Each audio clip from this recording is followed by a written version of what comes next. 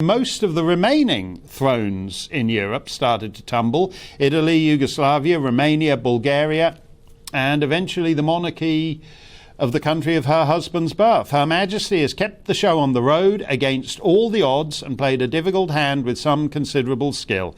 And even the most churlish sourpuss Republican has to acknowledge that. The Mail's Peter Hitchens joins me, and Peter would seem, I think to most of you, an obvious monarchist, but he has been sorely tested in recent years. How do you feel about it on the eve of this historic Jubilee, Peter?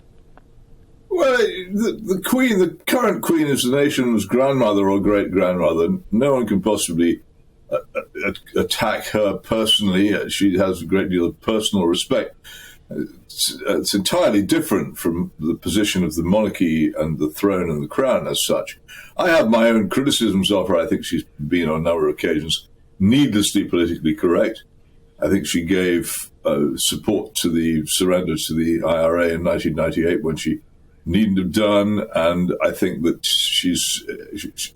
it's possible to suggest that she might have put up more of a fight from time to time against some things that have happened under her name and authority.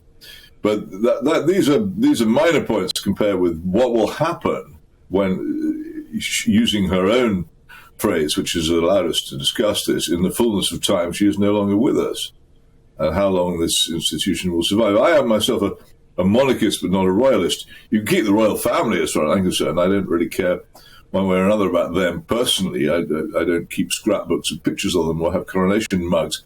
What I'm really in favour of is constitutional monarchy, which keeps the politicians out of the grand and majestic parts of power. I don't want politicians being the commanders-in-chief of the military or parading around in uniforms with cocked hats and masses of medals. I think that's bad for them, and I think it's bad for society in which they do it. And if you look at all the countries in the world which are free of torture chambers and despotism, most of them are constitutional monarchies.